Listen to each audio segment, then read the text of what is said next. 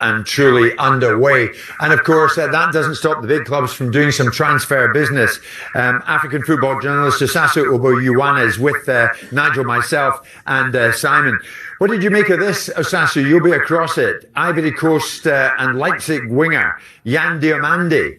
Liverpool, big interest, so much so they bid reportedly 100 million euros for this fella.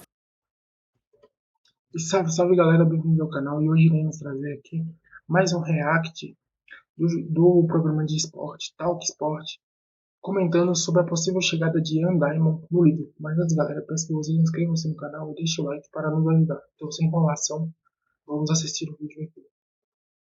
But he ain't going. He ain't going anywhere at this particular time. Leipzig previously indicated that they would seek nearer 130 million euros. What do you think? Well, you don't expect them to sell them for a price any less than what they would want for him. He's a great talent. Talent comes at a premium nowadays. So let's see what happens. But I would say as well that players should be careful about how they move. You need to be sure that you're moving to the right environment. You need to be sure that the club is going to give you a starting place. You don't want to move to a club for a huge amount of money only to be on the bench and not being given the opportunity to play. So there are many things that he really needs to consider. He's right. You probably did the same when you played, Nash. Yeah, for me, my mindset was about game time. You know, when you play more games at a young age, the more you can develop and understand and really be a student of the game. That was the most important thing. But when you're a player, the people you surround yourself around, whether it's your family or friends or Simon Jordan's best friends' agents, they have their own account.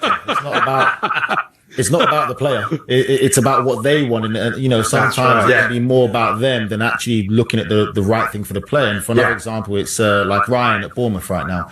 Had a great season. He's already been linked with different moves. Now, good people around him will say, sign a new contract at Bournemouth, stay there. If you keep doing what you're doing, big clubs will come, you'll get your move.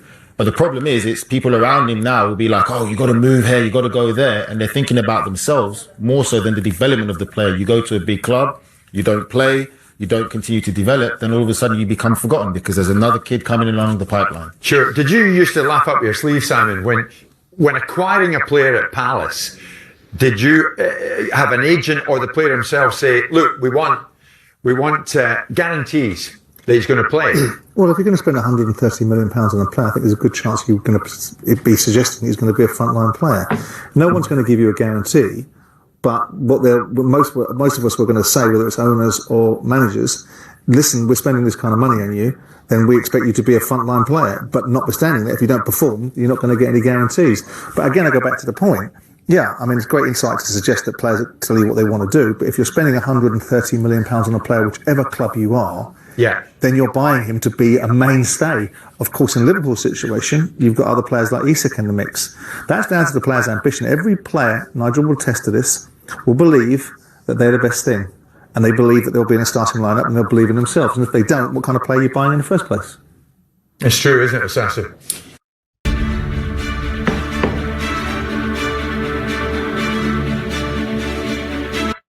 Yeah, and you know, I don't know, but you can, as a player, I mean, how many, you see, the older you are, the more mature you are as a footballer, the more you're... Not always. Okay, but Sometimes take a while to get mature, but it's okay. In most cases, I am assuming the player is of average or above average intelligence. The older you get, the more you know about the game, the more you're in a position to take decisions without being led in a way that is not informed. When you're young, of course, the caliber of counsel you have is so important, because when you're young, you don't know a lot about the business of football, and you need to have people around you that know the business of football and have your interest at heart as well, not just thinking about, you know, what they're going to get for themselves. And as I said, there are too many people in football who think about the money and what they get before the player, and damage their careers in the end. Yeah, and there's a heck of a lot of money flying about, Nigel. I mean, this kid, Diomande, he's just a youngster, 19 years of age. And if Liverpool have to go to 130 million euros, 112 million pounds, obviously there's pressure on the kid to do something once he gets there. But also, as Sasu rightly says, with money like that floating around and about him, he's got to have the right people around him. That's the problem, though. Did you always? I mean, for me, I was always someone that was had a thirst for knowledge. You know, I'd always learn about it and everything. You interact with people. Like I said, I interacted with Simon, so I knew what kind of owner he is and type of personality he was. Obviously, it didn't work out. And I always wanted to be the best I can be. And I always learned from a young age, you're only valuable the more games you play. I know the importance about it.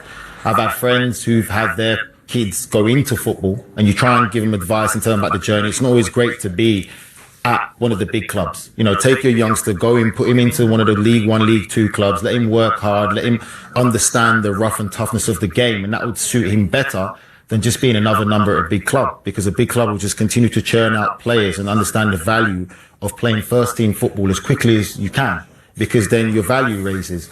And some of these parents don't see that and understand it, because all they see is money, money, money. Then you've got parents who become agents now, and uncles who are agents and walking around with Louis Vuitton briefcase, but they know nothing about. And that can be a terrible mix, can't it? Well, it's about. E galera, e agora vamos trazer aqui uma notícia que um jornal, que um jornal esportivo da Alemanha trouxe sobre o interesse do Liverpool em Diomande. Ó, eles trouxeram o seguinte: mesmo que o Liverpool aumente sua oferta por Diomande para um total de 120 milhões de euros, incluindo bônus, isso não seria suficiente para convencer o RB Leipzig. E é isso aí, galera. Essas foram as notícias do vídeo de hoje. Espero que vocês tenham gostado. Se você gostou, inscreva-se no canal e deixe o like para nos ajudar.